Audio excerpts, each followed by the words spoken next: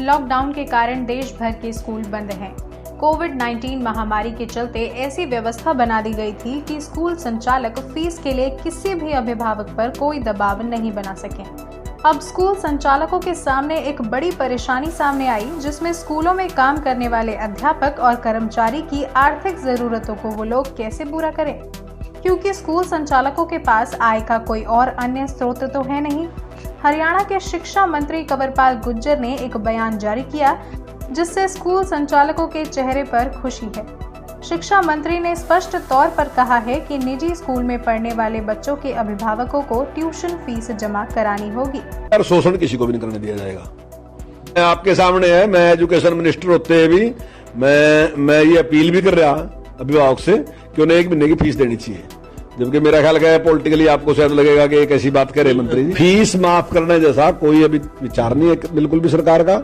कुछ लोग इस वजह से फीस को रोक के बैठे हैं कि भी शायद फीस माफ कर देंगे, ऐसा कोई विचार नहीं फीस माफ करने का। हमने केवल ट्यूशन फीस देने के लिए कहा, और किसी भी स्कूल को चलाने के लिए उसकी व्यवस्था को ठीक रखने के लिए फीस देना जरूरी है।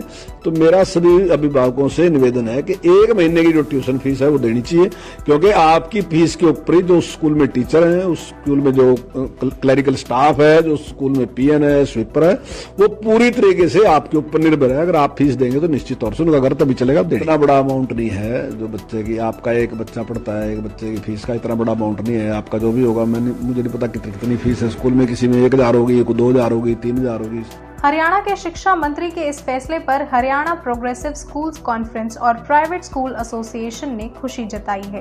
प्राइवेट स्कूल एसोसिएशन के प्रधान रमेश डागर से पूछा गया कि इस मामले में स्कूल पीड़ित है या अपराधी, जिस पर उन्होंने कहा कि स्कूल ना तो पीड़ित है और ना ही अपराधी।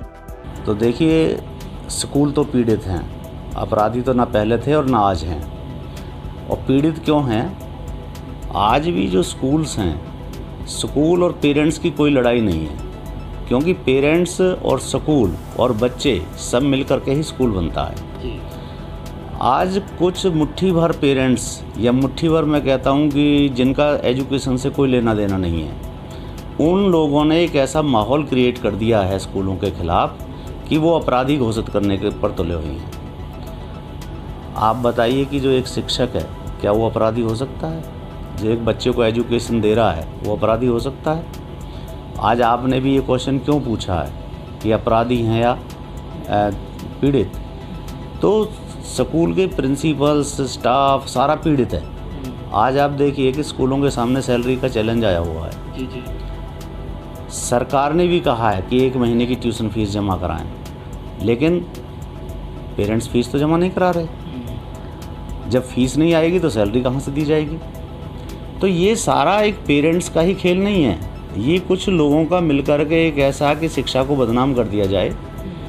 आज इसकी हमें पता नहीं चल रही है अहमियत, लेकिन एक दिन आप देखना कि लंबे समय के बाद जब बच्चे अशिक्षित हो जाएंगे, जब बच्चों को एक जो डेवलपमेंट है वो रुक जाएगी, तो उस टाइम इस चीज़ की अहमियत हमें पता चलेगी। देखिए, स्कूल संचालकों से मैं सिर्फ यही कहना चाहूँगा कि जो भी सरकार के आदेश आ रहे हैं उनका पालन करें, और इसके साथ साथ मैं ये भी कहना चाहूँगा कि कुछ पेरेंट्स सिर्फ इसीलिए बैठे हुए हैं कि हम एक स्कूल से लेकर के दूसरे स्कूल में एडमिशन करा देंगे और जो ये 3 महीने की फ़ीस है ये हमें नहीं देनी पड़ेगी।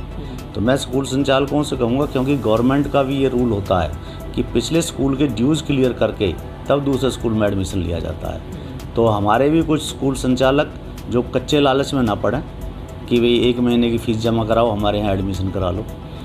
उससे स्कूल की छवि भी ख़राब होती है और एक शिक्षा का स्टैंडर्ड भी गिरता है, और इस तरह से ना तो वो अच्छी एजुकेशन दे सकते हैं, ना ही अच्छा स्टाफ रख पाएंगे।